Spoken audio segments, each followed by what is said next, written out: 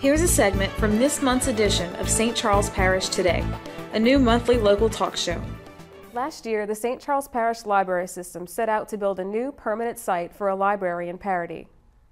Now the building is close to completion, with contractors working on the finishing touches.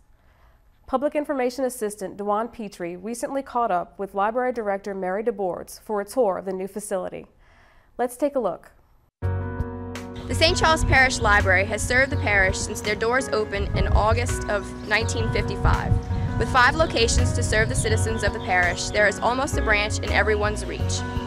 The residents of the Zalmans, Bayou Gauche, and Paradis used to have to drive all the way to Lakewood Branch in order to use the parish's library facilities, but not for long.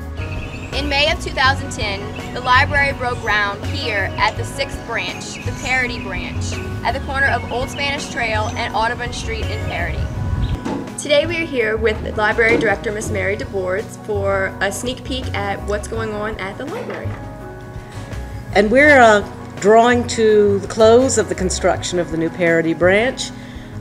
It's a beautiful site, the building is quite lovely, and we're looking forward to opening it for the public. This was the site of the old Paradis Elementary School, and there are hundreds and hundreds of people in this area who attended Paradis Elementary and have very fond memories of this site. And we particularly love the tree in front, obviously, because it's a beautiful tree. And so we feel like a lot of the people who come to this library are going to have that connection already with the site. We've tried to incorporate parts of the old building into the new building by the use of some of the old brick from the building. So we think it's just a special place in the Paradis area. What made you want to have your new facility in the Paradis area?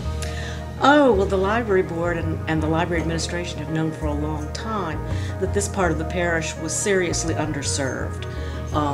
We really always wanted to have a service point in this part of the parish, and we were delighted when the opportunity arose for us to do that. It was a real benefit that the school board donated the land to us, and we love the site.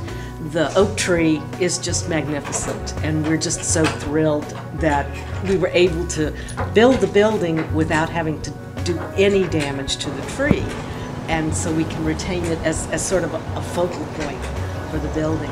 We tried to incorporate the things we learned from the last 2 new buildings in this building.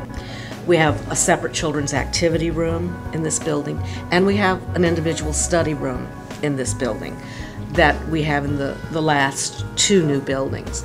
Those are areas that we found were really appreciated by the people who use the buildings. I think people will just enjoy the feeling of this building. Just like all of our buildings, we tried to make it very comfortable and very welcoming, because that's what we want people to come for. This room that's currently being used by the contractor as an office is the children's activity room. I just love the fact that, like our new East Library, we have a lot of big windows in this building. So we're going to get a lot of lovely natural light. And the spaces closest to the windows do not have shelves by them. So people will have the opportunity to be close to the windows and get the advantage of overlooking the tree and the grounds. See, for example, right along this wall of windows, there are going to be tables and chairs. So people will be sitting looking out. Here is going to be where we'll have our young adult materials, so that they've actually got kind of their own space over here. It's not as defined as it is in the East Library, because obviously the East Library is a lot bigger and we could make a separate room. But it's an area defined for them. The back of the building is adult materials. And as we said earlier, that area by the children's activity room is the children's area for toddlers and also elementary school students. Right now we're sitting in the children's area, and we loved this carpet the minute we saw it, the little alphabet carpet. We just think it's so much fun, and we were excited that it came in a color that worked with our other carpeting so that we could use it in the building. The thing about a library is that there are basic components, obviously, that have to go into every building. Obviously, we're still going to have lots of books and also DVDs and CDs. Now, obviously, you're going to have a lot of computers, and we'll have both regular computers, internet access computers. We also will have some computers specifically for children, like we do in all the other branches, that have software that is meant just for kids, and it's fun but educational. We've found that the toddlers and very young elementary school students really love those computers when they come to the library. Meeting rooms, yes, we have a large meeting room for use by public community groups. So we think it's going to be very valuable to the community. At this point, it's very difficult to pinpoint an opening day. The building is considered substantially complete, but there's still quite a bit of work that has to be done before it's finished.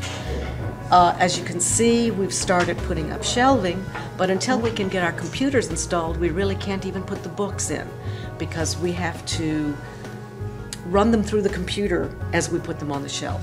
So if the computer's not set up, we can't shelve them. So we have to get to the point where we can install the computers, and then we can start putting in the materials in the building, get the staff settled in, and then we'll have a soft opening. And once we are scheduled for our soft opening, we'll start scheduling the dedication of the building. When the doors open here at the Paradis Library, the tradition of education will continue here at this historical site.